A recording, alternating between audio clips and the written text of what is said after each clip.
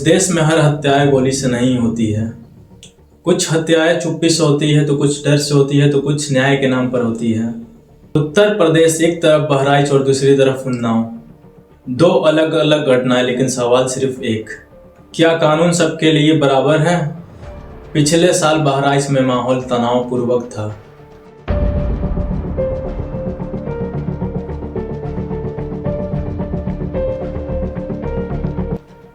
धर्म के नाम पर उकसाए नारे और भीड़, और इसी भीड़ का हिस्सा था गोपाल। स्थानीय लोगों के मुताबिक गोपाल सरफराज के घर के छत पर चढ़ गया था। छत पर लगा था इस्लामिक झंडा। गोपाल उसे हटाने की कोशिश कर रहा था और नीचे खड़ी भीड़ उसे रोक नहीं रही थी, बल्कि उसे और उकसा रही थी।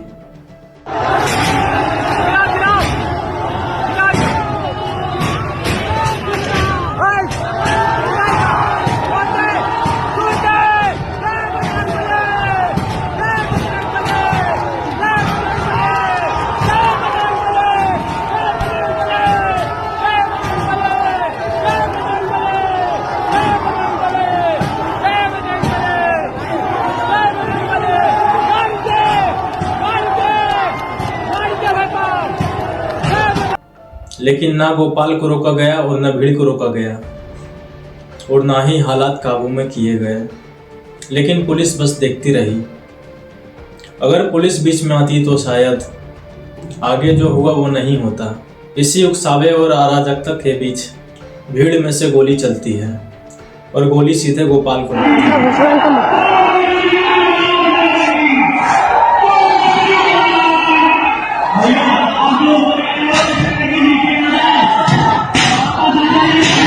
स्थानीय लोगों का दावा है कि ये गोली जानबूझकर हिंसा को और भड़काने के लिए मारी गई थी, जिससे गोपाल की मौत हो जाती है। लेकिन आज तक सबसे बड़ा सवाल यही है कि गोली चलाई किसने थी, हथियार किसके हाथ में था। लेकिन इन सवालों के जवाब ढूंढने के बजाय कहानी दूसरी दिशा में मोड़ दी गई। गोली किसी और ने चलाई, लेकिन पुलिस ने गिरफ्तार सरफराज को किया। ऊपर हमला कर रहे हो? हम लोग देखो गलती नहीं करेंगे, अब कभी गलती नहीं करेंगे। क्यों गोली चला दी है पुलिस के ऊपर? सर हम लोग भागना चाह रहे थे कि फायर करके निकल गलत है ना? गलती वहाँ की अपराध करो फिर दूसरी अपराध कर रहे हो। गलती हो गई सर। हम लोग प्यार से लेके आ रहे थे, इतना भरोसा नहीं था तुम लोगों पर, किस तरह करोगे? वही सरफराज जिसकी छत पर गोपाल चढ़ा था। परिवार का कहना है कि ना सरफराज ने गोली चलाई और ना ही भीड़ को उकसाया था उसने, और ना ही हिंसा भड़काई। लेकिन फिर भी उसी के ऊपर गोपाल की हत्या का आरोप लगा और सरफराज को जेल में डाल दिया गया। फिर परिवार की आवाज़ धीरे धीरे दबा दी गई, और अब सरफराज को 1 साल जेल में रखने के बाद अदालत ने उसको फांसी की सज़ा सुना दी है। एक ऐसा व्यक्ति जिसके खिलाफ गोली चलाने का कोई सबूत नहीं था, उसे फांसी की सज़ा दी गई। अब जरा उन्नाव की तरफ चलते हैं दोस्तों। एक 17 साल की नाबालिग लड़की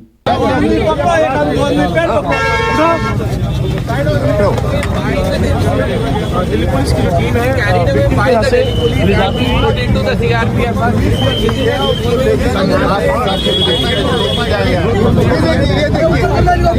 क्या नाम है आपका? क्या नाम है आपका? क्या नाम है आपका? जिसके साथ बलात्कार हुआ। आरोपी कुलदीप सिंह सेंगर एक ताकतवर नेता। देश हिल गए, लेकिन आज वही बलात्कारी व्यक्ति जेल से बाहर है, क्योंकि उसे जमानत दे दी गई। एक तरफ सरफराज जिसके ऊपर गोली चलाने का सबूत नहीं था, उसे फांसी की सजा सुना दी गई। कुछ कहेंगे?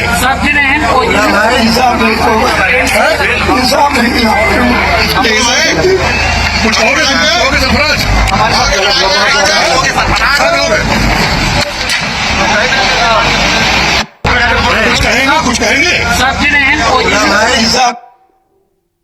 और दूसरी तरफ बलात्कार का आरोपी वो रिहा कर दिया गया। तो सवाल उठता है, क्या इंसाफ अपराध से नहीं पहचान से तय होगा? क्या इस देश में कमजोर को ही सजा मिलेगी? क्या इस देश में जो सवाल पूछेगा उसे कुचल दिया जाएगा? क्या आप लोगों को इंसाफ में नहीं, डर के साए में जीना होगा?